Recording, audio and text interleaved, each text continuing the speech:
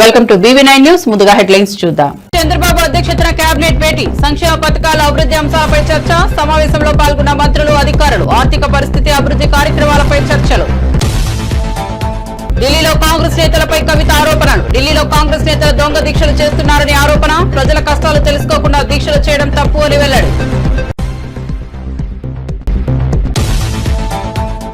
Telangana BJP chief Ramachandra Rao కీలక వ్యాఖ్యలు. BRS మాజీ ఎమ్మెల్యేలు బీజేపీతో టచ్ లో ఉన్నారని వ్యాఖ్య. డబుల్ ఇంజిన్ సర్కార్ కోసం ప్రజలు సిద్ధంగా ఉన్నారని వెల్లడి. ఏపీ లిక్కర్ స్కామ్ పై ఆనం సంచలన వ్యాఖ్యలు. లిక్కర్ స్కామ్ గురించి ఎన్నిసార్లు చెప్పినా నమ్మలేదని వెల్లడి. స్కామ్ వివరాలు ఎప్పటికప్పుడు ప్రకటించిన ఆనం. లిక్కర్ స్కామ్ సూత్రధారి విజయసాయిరెడ్డి అనే వ్యాఖ్య. సిట్ విచారణలో వాస్తవాలు బయటపడుతున్నాయని వివరణ. అభివృద్ధి కార్యక్రమాలు, ఆర్థిక పరిస్థితి తదితర అంశాలు చర్చకు వచ్చాయి. భేటీలో మంత్రులు, అధికారులు పాల్గొన్నారు.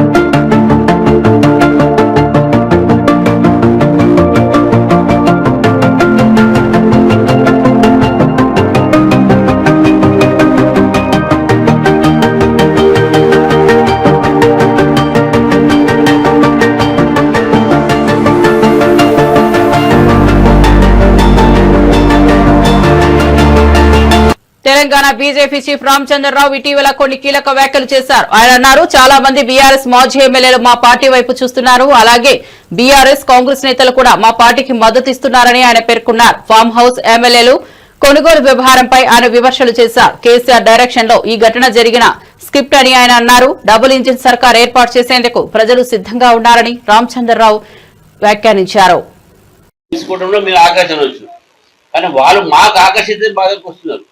చాలా మంది మాత్రం టచ్లో ఉన్నారు. ఇప్పుడు కేవలం మాజీలు వస్తున్నారు.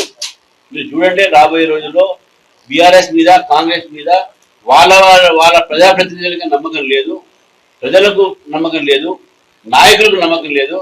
కాబట్టి వాళ్ళు ఆల్టర్నేటివ్ గా భారతీయ జనతా పార్టీ చూస్తున్నారు, భారతీయ జనతా పార్టీ వైపు చూస్తున్నారు. మేము కూడా ఆహ్వానిస్తున్నాం, మా పార్టీ రాండే, పార్టీని బలపడుతుంటే తెలంగాణ ప్రజలకు ఒక డబుల్ సర్కార్ ఇంజన్ ఇస్తామని చెప్పేసి కూడా మేము ఎక్కడ కూడా మేము వాళ్ళని ప్రలోభించో లేకుంటే భయపెట్టించి ఎక్కడ కూడా మేము మా పార్టీని తీసుకోవట్లేదు. అందరూ స్వచ్ఛందంగా మా పార్టీలు చేరుతున్నారు, చేరాలని కూడా మీకు కోరుతాము. ఫామ్ హౌస్ మొత్తం drama, script, screen play, direction మొత్తం కూడా కేసీఆర్ గారు చేశారు. దాంట్లో వీళ్ళప్పుడంతా కూడా పాత్రలు మాత్రమే. ఈరోజు అవన్నీ బయటపడుతున్నాయి. సిబిఐ ఎంక్వైరీ చేయమని చెప్పి హైకోర్టు చెప్పింది. దాన్ని ఈరోజు సుప్రీంకోర్టులో స్టే తీసుకొని వీళ్ళు ఆటలాడుతూ ఉన్నారు. ఇవన్నీ కూడా తెలంగాణ ప్రజలకు తెలవాలి.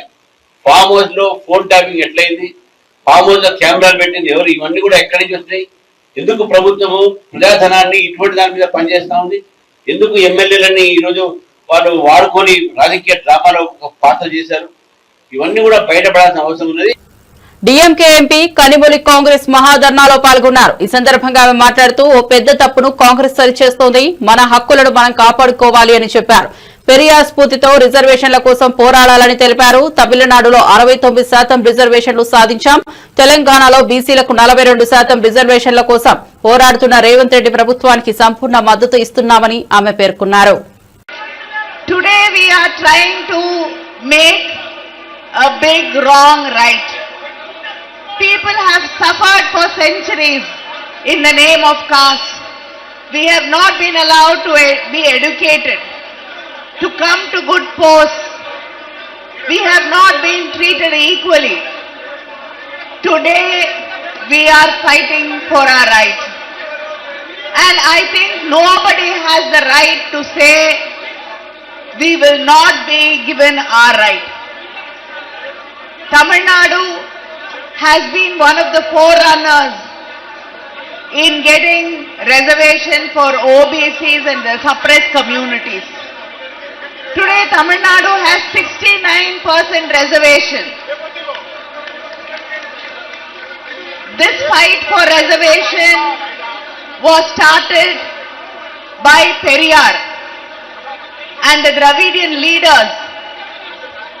So as a part of the Dravidian legacy, I am here on behalf of the DMK, on behalf of my father Kalaignar Karunanidhi, on behalf of my leader MK Stalin, the Chief Minister of Tamil Nadu, to show and stand in support with your Chief Minister Mr. Revanth Reddy Garu to say that we will stand shoulder to shoulder with you, side by side with you, to make this possible.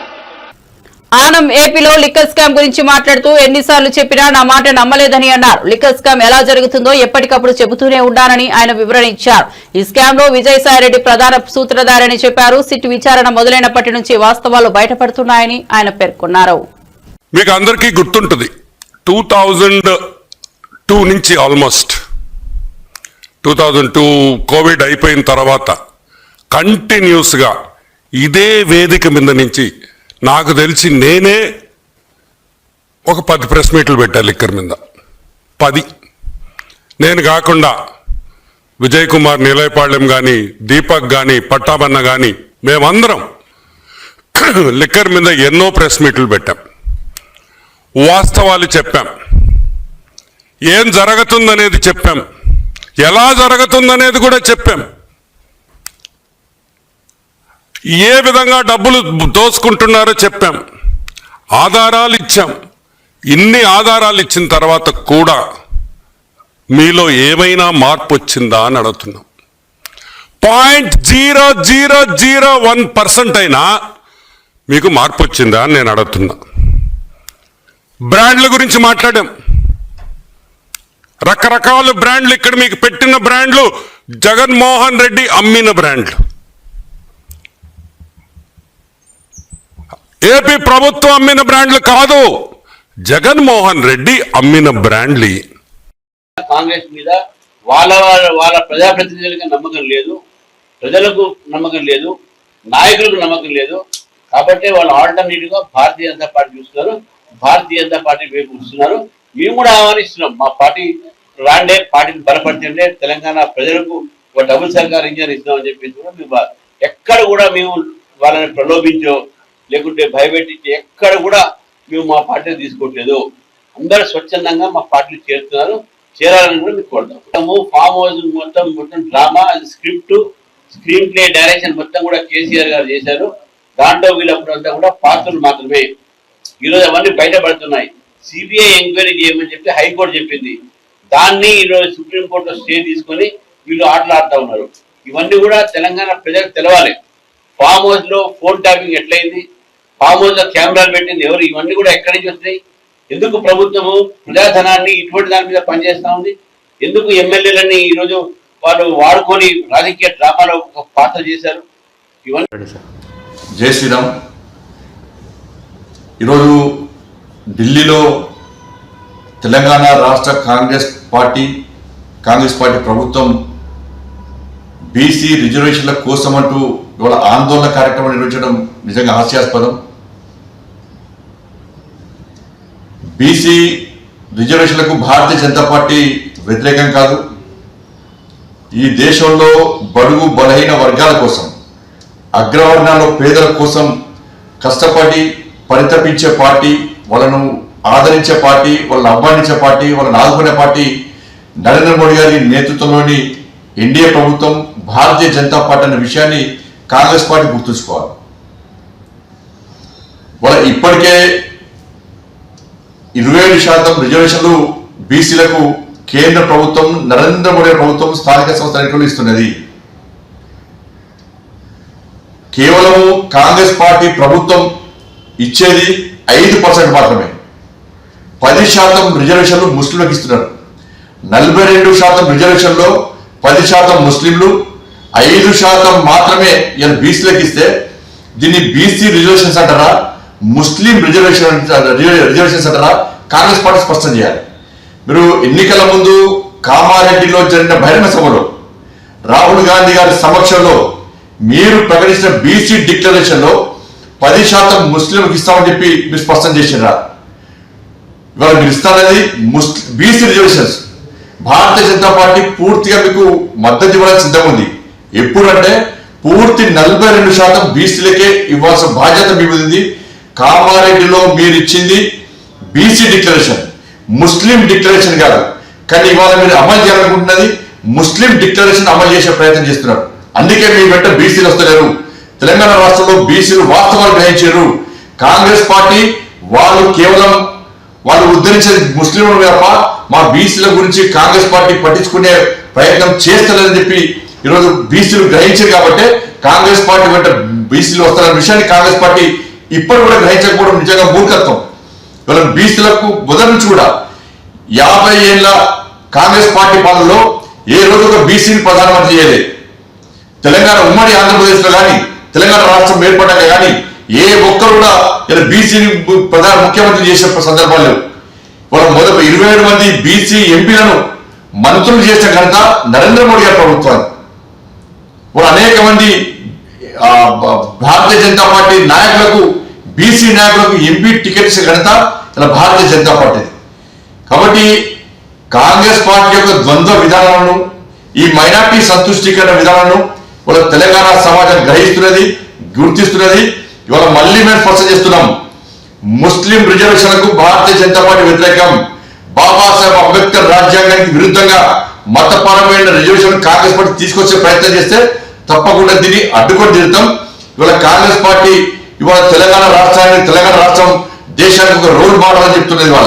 ఇవాళ దేశ వ్యాప్తంగా కాంగ్రెస్ పార్టీని అడ్డుకునేటువంటి పరిస్థితి దేశంలో ఉత్పన్నం కాబోతున్నది.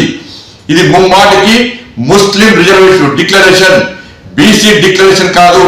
బీసీలకు 42% పూర్తి reservation ఇవ్వాలని చెప్పి భారతీయ జనతా పార్టీ డిమాండ్ చేస్తా ఉన్నది.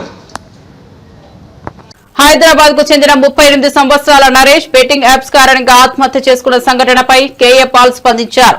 బెట్టింగ్ యాప్స్ ను నిషేధించాలి, యువతను కాపాడాలి అని ఆయన పేర్కొన్నారు. ఆయన తన స్పెషల్ వీడియోలో ఈ విషయంపై స్పందిస్తూ మానసిక ఒత్తిడిని ఎదుర్కొంటున్న యువకులు అలాంటి యాప్స్ నుంచి దూరంగా ఉండాలని పిలుపునిచ్చారు. Honorable Prime Minister Modi, it is almost 3 a.m. on August 6th, 2025. 5 days ago, I argued in the Honorable Supreme Court about banning all the betting apps. Please look at Mr. Naresh, 38 years old, Vanasthalapuram, Hyderabad. Committed suicide leaving his young wife, Kirti, and 6-year-old daughter. He wrote a letter to you. In his suicide, I borrowed 15 lakh rupees. I couldn't pay it back. Last 6 years I'm suffering. Please ban all betting apps. I'm asking every member of parliament, all 776. Please, immediately, today, while the parliament session is going on, stop the betting app. Stand united for this cause to save the 300 million Indian youth and their family members. Almost 900 million are affecting. Honorable Supreme Court Justice Suryakant issued notices to Apple and Google. Please remove it. He issued notices to all the app owners, including Dream 11/8/23. Please ban the apps. Make money different way. Save hundreds of billions of lives, millions of dying people. Now or never. If we can't work together for a noble cause like this, Rahul Gandhi ji, please ask all your MPs, all political party leaders, stand united. It's not my fight alone. It's your fight too. Your constituents. Every single citizen, please contact your members of parliament today. Write them, call them, email them. Every media, please report before another death. Every day, thousands are dying. 1100 celebrities, please don't endorse one more betting app. All the media, don't promote betting app. Please come. Let's work together. Share this video until it reaches every single citizen of India and stop money laundering and death and destruction of this great nation of India. Thank you, youth. Don't take your lives. Hope is there. భక్తులకు అన్యాయం జరిగితే ఎప్పటికప్పుడు ప్రశ్నిస్తానని TTD మాజీ అధ్యక్షుడు భూమన కరుణాకర్ రెడ్డి అన్నారు. నాపై ఆరోపణలు చేసే బొల్లినేని నాయుడు మాటలు విన్నప్పుడే నాకు ఆశ్చర్యం కలిగిందని ఆయన వ్యాఖ్యానించారు. నాస్తికుడు, క్రైస్తవుడు అనే మాటలను నేను పట్టించుకోనని స్పష్టం చేశారు. భక్తుల అభ్యున్నతికి సర్వత్రా ప్రశ్నిస్తూనే ఉంటానని ఆయన పేర్కొన్నారు. చంద్రబాబు నాయుడు గారి హృదయ సామ్రాజ్య విజేత, కునారిల్లిపోతున్న హైందవ సామ్రాజ్య విస్తరణను అరికట్టలేకపోతున్నటువంటి పరిస్థితులలో దాని జీర్ణోద్ధరణకు నడుం బిగించినటువంటి కొత్త ప్రవక్త, అవతారమూర్తి అయిన బొల్లినేని రాజగోపాల్ నాయుడు గారు తిరుమల తిరుపతి దేవస్థాన చైర్మన్ గా బాధ్యతలు స్వీకరించిన తరువాత ఆయన నిరంతరము తన వింజామర లాంటిది ప్రజల మీద విషవాయువును చిమ్మేటువంటి వీచిక అయిన తన ఛానల్ ద్వారా వైఎస్ఆర్ కాంగ్రెస్ పార్టీ మీద, మా నాయకుడు జగన్మోహన్ రెడ్డి గారి మీద, మరి పూర్వ అధ్యక్షునిగా నా మీద ఒక వాస్తవాన్ని మాట్లాడుతున్నందుకు, జరుగుతున్నటువంటి తప్పుల్ని ఎత్తి చూపుతున్నందుకు నిరంతరము నా మీద డిబేట్లు పెట్టి నేను ఒక నాస్తికున్నని, నేను క్రైస్తవున్నని,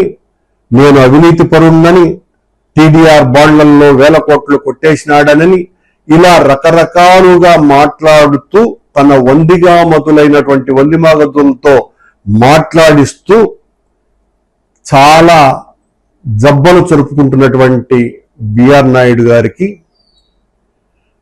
నాస్తికునికి క్రైస్తవునికి మధ్య కూడా తేడా తెలియనటువంటి ఏ టెక్నాలజీని అత్యద్భుతంగా వినియోగించాలనేటువంటి మీరు ఈ పాటి చిన్న చిరుజ్ఞానం కూడా మీకు లేకపోవటం అంటే చాలా ఆశ్చర్యం కలుగుతుంది.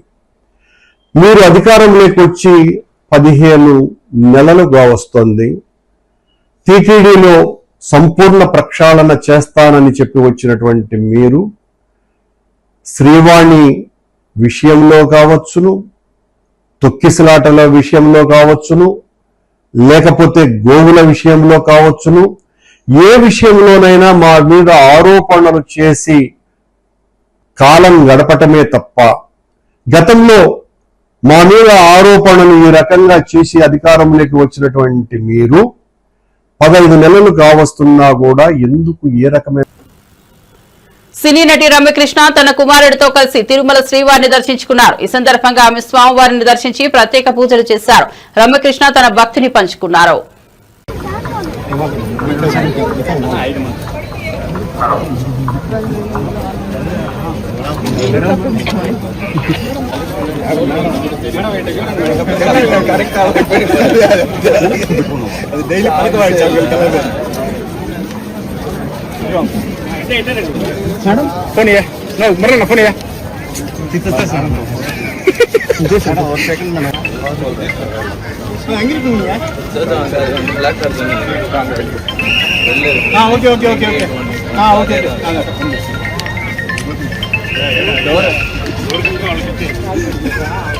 ఎవరు అర్పించేసిపోతుంది కదా.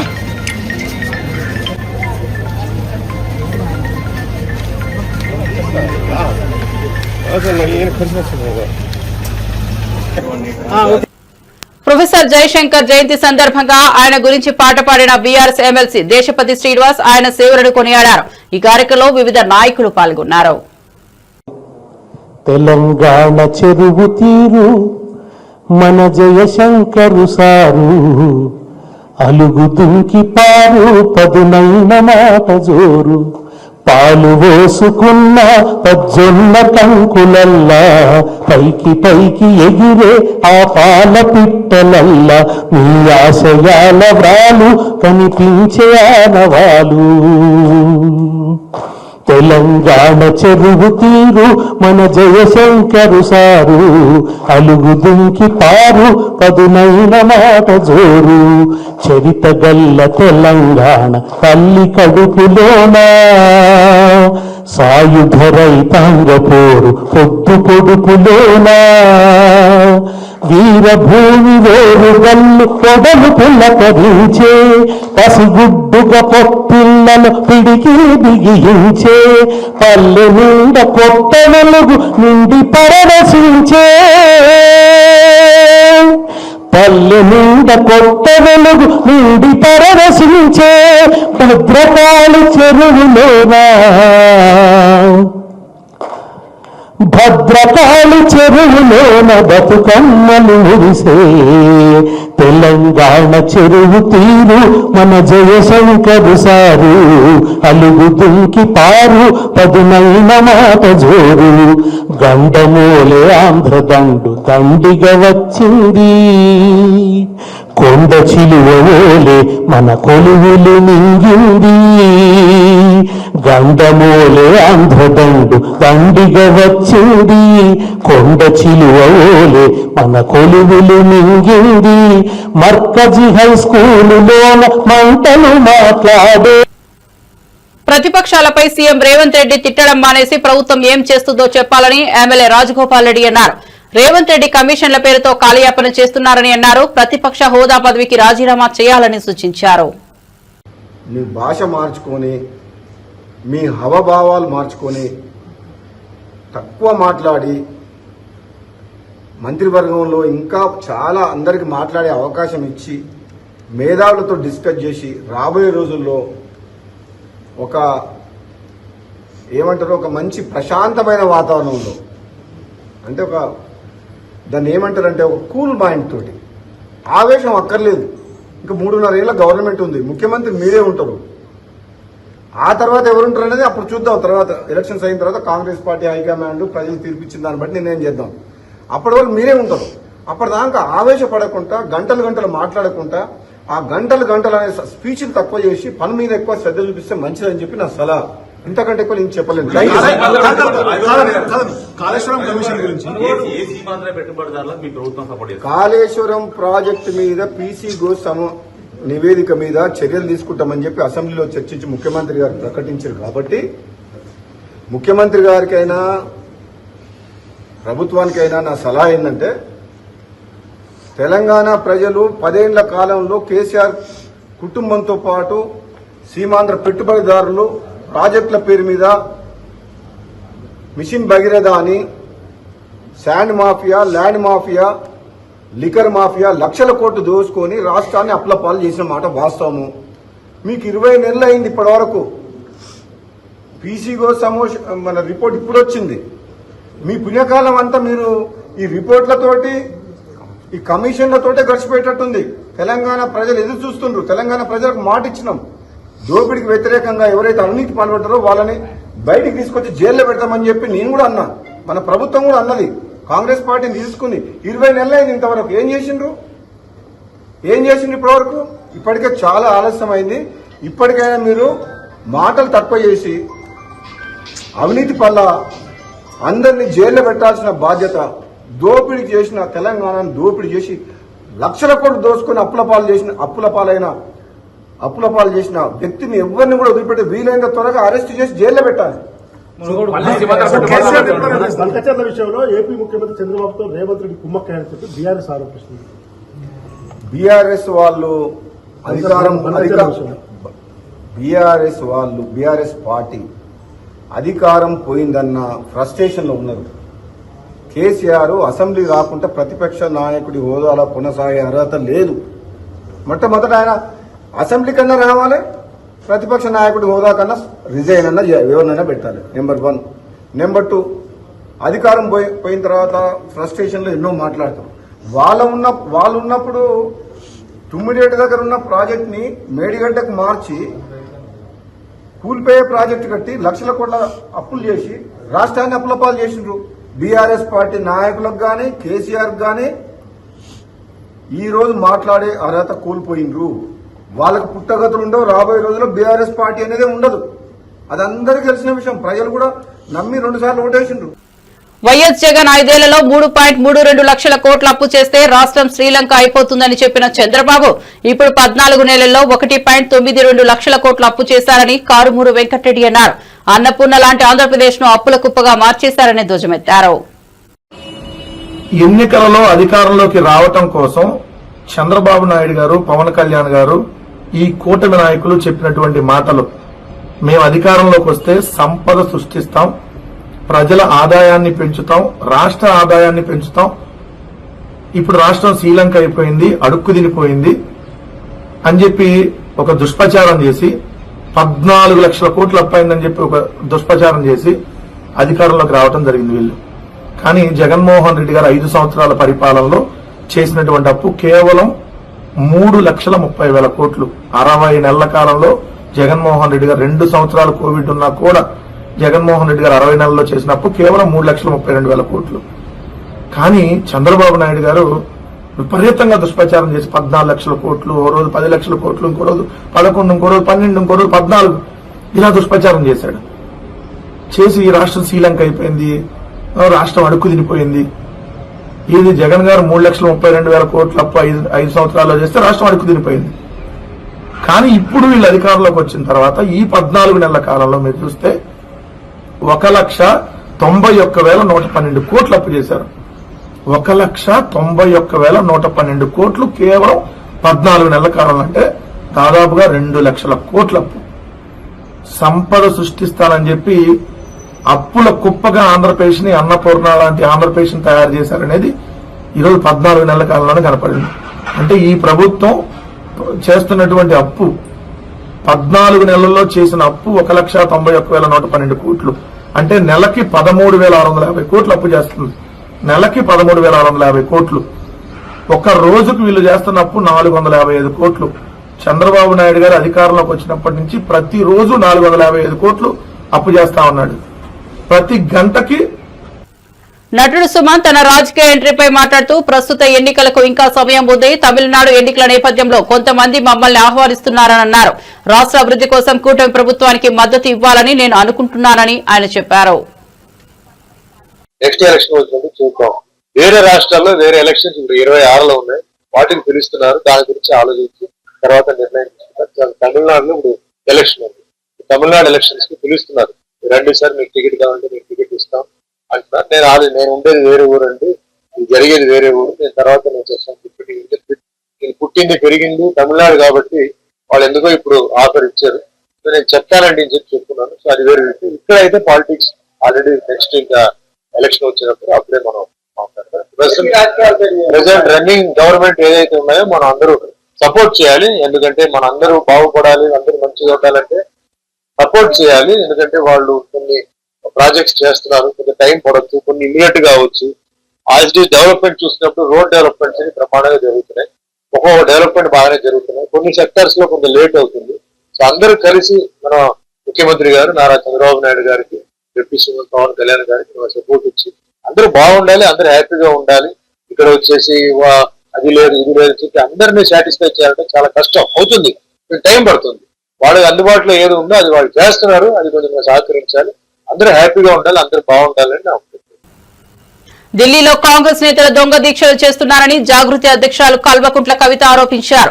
రాష్ట్రంలో ప్రజల కష్టాలను తెలుసుకోకుండా ఢిల్లీలో దీక్షలు చేయడం సరైన విధానం కాదు అని ఆమె పేర్కొన్నారు. ప్రభుత్వ కుయుక్తితో 72 గంటల ధర్నాను అడ్డుకున్నారని ఆమె పేర్కొన్నారు. అంటే ఢిల్లీకి పోయి ఉట్టి ధర్నాలు చేసుడు కాదు. సామాజిక తెలంగాణ సాధన అంటే ఇక్కడ గ్రామ గ్రామానికి గల్లీ గల్లీకి పోయి ప్రతి ఒక్కరి యొక్క లైఫ్ స్టైల్ అర్థం చేసుకొని ఆ లైఫ్ స్టైల్లో ఎంతో కొంత మార్పు తీసుకురాగలగడం సామాజిక తెలంగాణ సాధన అన్న విషయం ఇవాళ పునరంకితం అవ్వాల్సినటువంటి సందర్భాన్ని కూడా కార్యకర్తలకు, నాయకులకు అందరికి కూడా గుర్తు చేస్తా ఉన్నాను. రెండింటిని కూడా తీసుకొని జాగృతి ముందుకెళ్తుందని చెప్పి మళ్ళొకసారి తెలియజేస్తున్నాం. నిన్న మీరు చూసిండ్రు ధర్నా 72 గంటలు మేము తలపెట్టినటువంటి ధర్నాను ప్రభుత్వం చిన్న కుయుక్తితోని మరి కోర్టులో మాకు అనుగుణంగా తీర్పు రాకుండా 5 రోజులు వాళ్ళు టైం అడిగి క్యాన్సిల్ చేయడం జరిగింది. ఎందుకోసం క్యాన్సిల్ చేసిరంటే ఇవాళ ఇక్కడ ఢిల్లీలో కాంగ్రెస్ పార్టీ వాళ్ళు పెట్టినటువంటి ధర్నా కోసమే మా ధర్నాను బ్రేక్ చేసిరని చెప్పి మేము బలంగా నమ్ముతా ఉన్నాం. మరి ఇవాళ ఢిల్లీలో 2 రోజుల దీక్షతోని వాళ్ళు ఏం చేస్తారో ఏం సాధిస్తారో కూడా తెలంగాణ ప్రజల ముంగట ఉంటుంది. అనవసరంగా మీరు పోయి షో చేసి ఢిల్లీలో మీడియాలో టీవీలో కవర్ అవుతారు కావచ్చు, కానీ రిజల్ట్ మాత్రం ఉండదన్న విషయం నేను వనపర్తి జిల్లా బండారునగర్ కు చెందిన రాకేష్ అనే కానిస్టేబుల్ నకిలీ ఇళ్ల పత్రాలు సృష్టించి బ్యాంకుల్లో మోసాలకు పాల్పడిన ఘటన వెలుగులోకి వచ్చింది. మరిన్ని అప్డేట్స్ కోసం చూస్తూనే ఉండండి BV9 న్యూస్.